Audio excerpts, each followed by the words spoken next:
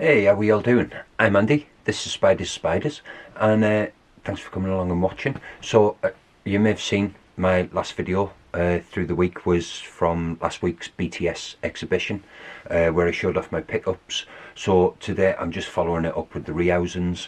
I'm not going to talk for too long here because it's it's about 20 minutes, this video all in all. So yeah, you're going to hear me talking as the video goes on anyway. So I'll just leave it at that, and I'll show you how we got on with these rehousings. See you later on. Ta-ra. Right, now these are the enclosures that they're going into. I've got them all prepared beforehand. I didn't bother doing videos on them because most of them are going to move on to bigger homes at some point after a couple of molts anyway. Just pretty simple ones. There's some arboreal setups for the slings. A separate one for the aerie. That one there's for the Covariki, and bottom one there was the Argentinensis and the GBB, and that's for the Megaphebema robustum. The two glass ones that I panned over earlier on, they're for the Psalmopocosmia to go into. So we're going to start off with this Cyriocosmus or aerie, or the Equitus or Equitos, or I'm not sure how it's pronounced if I'm honest.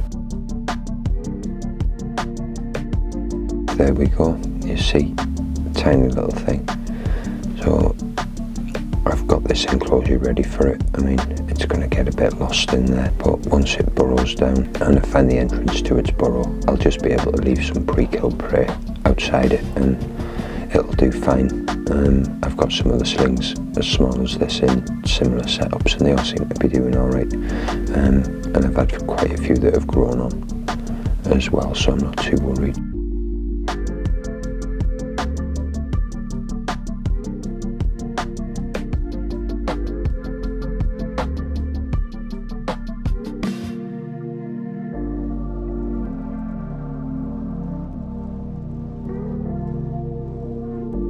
And next up, this is the Puerto Rican Pinto, the Carabina later. As you can see, very similar markings on the abdomen there to the versicolors. They do look quite different once they get older. Really easy rehousing that one was. And we'll move on to the next one, which what we're going to do, I'm going to look at this Creatures from the North mystery box. And first up is the FLAMINGOCHILUS rufus, the peach earth tiger, and you can see it just on the side there.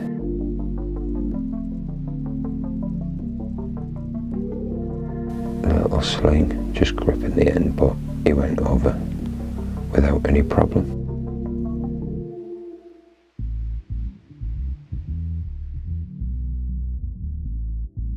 And on to the next one.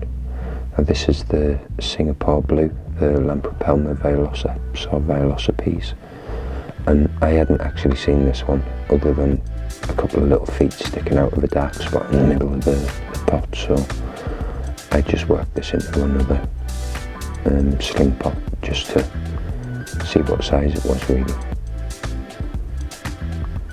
And although I didn't do a very good job of catching it on camera, I just basically use my little stick to bring it out of the middle, and I don't know if you can make it out there.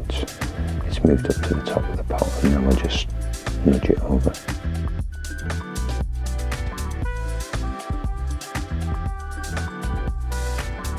And you see that's a nice size sling there. So we'll get this into its little pot here.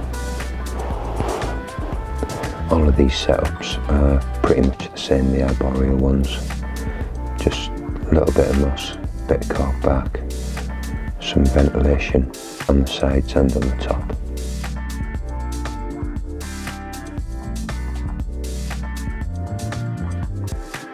And again, that one goes in nice and easily.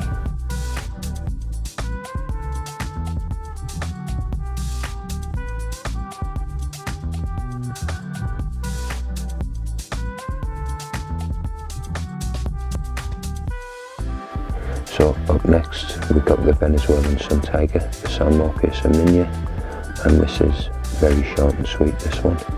It went straight in, and we get a little look of it just there on the side, and that is that one done. Like,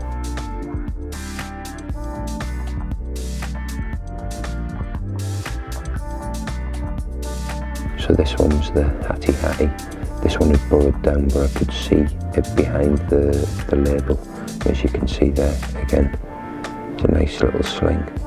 I do have a few of these already, so I'm hoping that between them, as they grow, I'll end up with a pair at some point.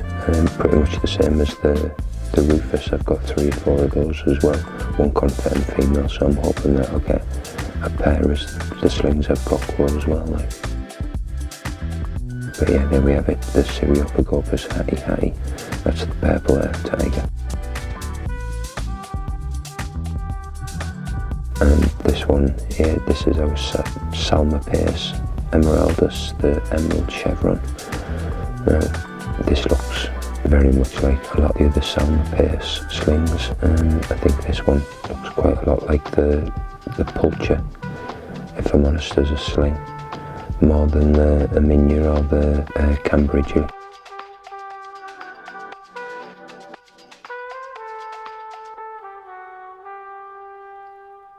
But yeah, that's a nice size, and you can see him just sitting there, and that's the £50 mystery box from Creatures of the North.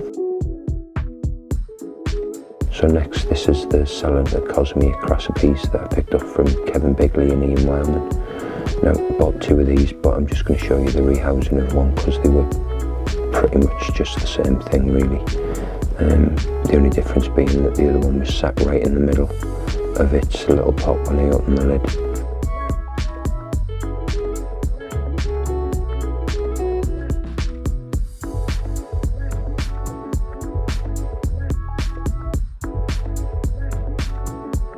So again, you can see these are a good size, grown on sling, both pretty much the same size. And this is the enclosure that they're both going into. These are the 2 I picked up from Side X at the last show.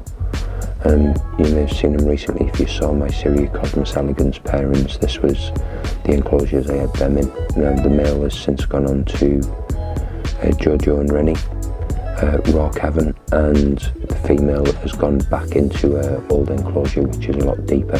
I'm hoping that she'll crack on and lay an egg sac at some point soon. Like. But getting back to these, you can see this one did go in eventually.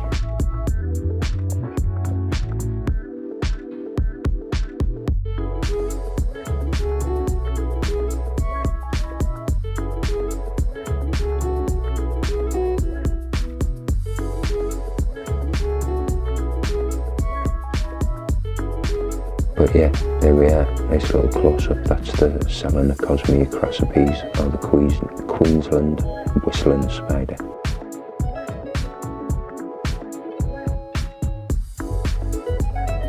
So here we have the GBB that I picked up, and fair play, I was really impressed with this for the price, 15 quid. It's about 5 or 6 centimetres when it's got a full leg span. So for the price I was more than impressed, because I've seen slings of 1 and 2 centimetres going for that price quite recently, in fact. So yeah, it was a great deal. You can see a nice looking little spider there. Now I am hoping that this one's a male, because I have got a female that's about 4 inches in leg span. She's a confirmed female, so yeah, I bought this one when the guy had quite a few of them on the table, and he said that they were all from the same egg sac, so I just went for the biggest one in the hope that that one might be a male.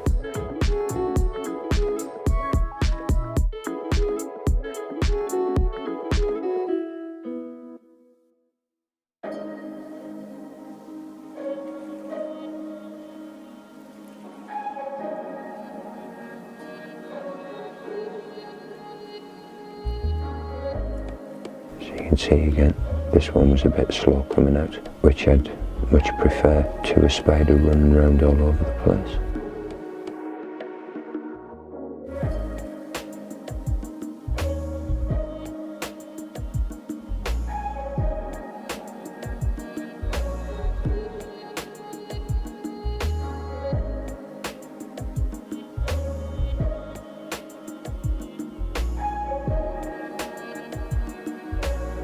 So yeah, eventually, after some gentle prodding, in he went, and you can see, just sat there.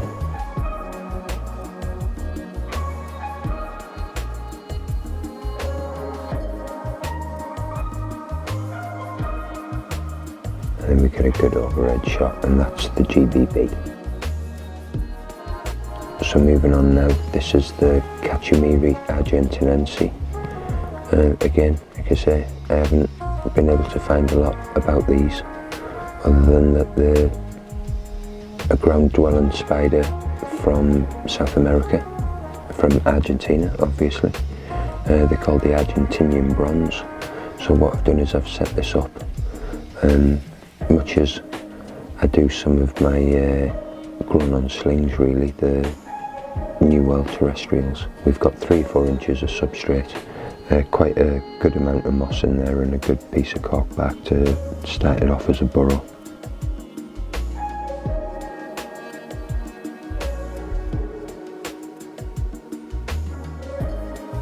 As you can see, wasn't too keen on moving out with its little pot to begin with.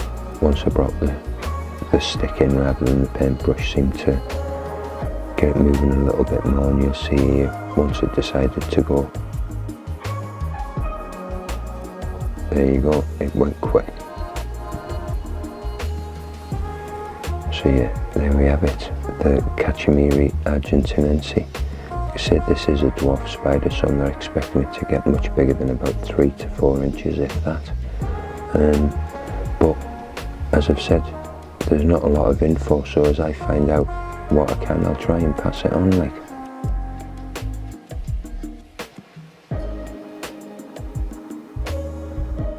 So this is the CYRIOPAGOPUS that I picked up from Becky Telfer. As you can see here, quite easy, just got the catch cup over it, and then slowly tried to work it up onto the side. And you can see, nothing too stressful.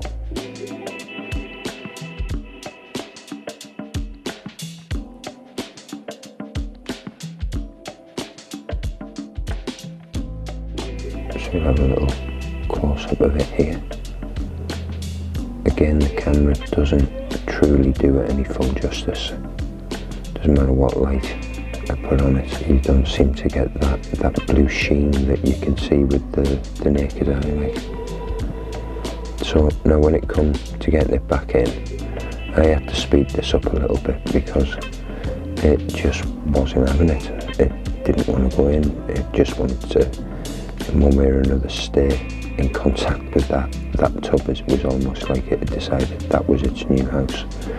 And then eventually, when it did decide that it was going to go in, you'll see here, it basically just flopped back and went in upside down. No, it sat like that for a few minutes, so I did get quite worried, so in the end I had to come in with my little pokey stick and just check on it. And you can see here from this angle, I couldn't actually see from over the head, it was still quite dark, but from this angle you can see it is twitching, it is moving, and then it flips itself over and it's pretty fine. Now here, this camera, you can just see that blue sheen on those front legs. That's about as best as I've managed to get. There's a pretty good look at it, but again it just looks great there. And here you see that blue sheen on the legs, so hopefully that'll really kick in as it gets older. And that is the CYRIOPAGOPUS. And next up, and finally, this is the male Megaphobema robustum. And there you go, you may have seen that there. As soon as I touched that lid, he was arse in the air, flicking hairs. So I decided that I was going to play this quite carefully. So I just basically opened the lid a little bit, as you can see here. Got it rested against the wall, and then slowly slid me bit of plastic in. And that lid come off. And there you can see him flicking hairs and the arse right up in the way that they do.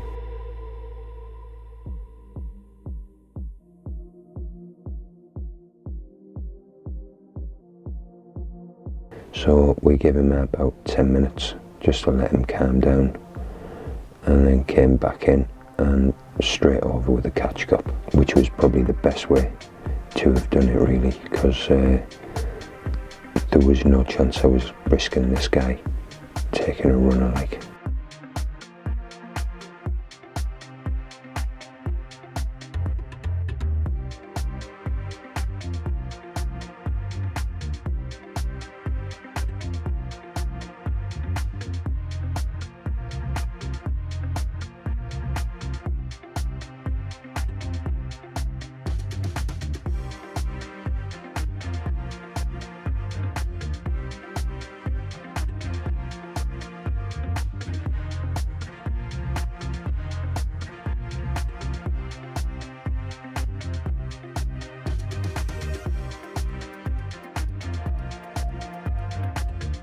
And then we move on to just getting him inside the big cup, and we get a little bit of a look at him from a different angle.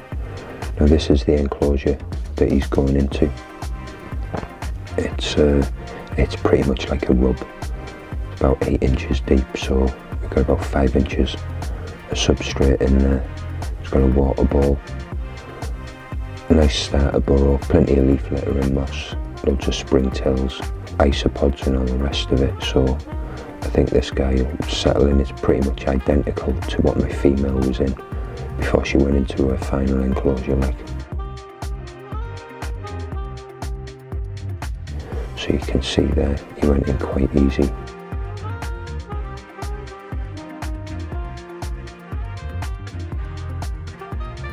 Really awesome colours too, and like, if I get a bit more of a close-up, you can see those hairs on his legs. They're the ones you've got to watch out for with these dudes, not so much the ones on the abdomen. And then we get a little pan shot of it, just to round things off.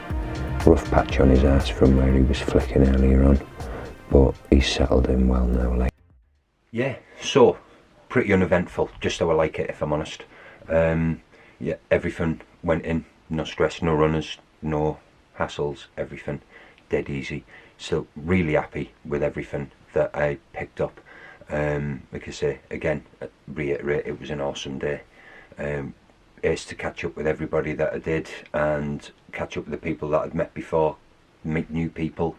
I mean, I went through all that in the last video, so I'm not going to repeat myself too much, but I'll leave it at that. I say thank you very much for watching. You know, if you were at the show yourself, let me know in the comments down below, and let me know, you know, what you picked up and everything, and I'll see you all next time. Cheers, ta-ra.